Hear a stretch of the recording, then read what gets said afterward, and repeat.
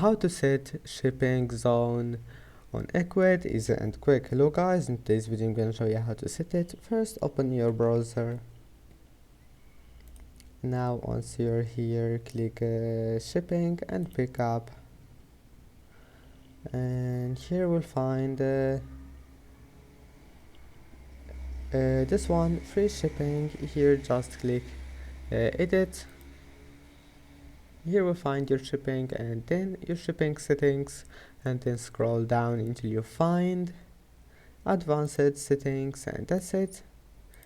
Now you can select anything you want and you can create new zone if you want, and that's it. Then just click save. I hope that can help you, and that's it for today's video. If you like this video, don't forget to like and don't forget to subscribe, and thank you for watching this video until the end, and see you in the next video.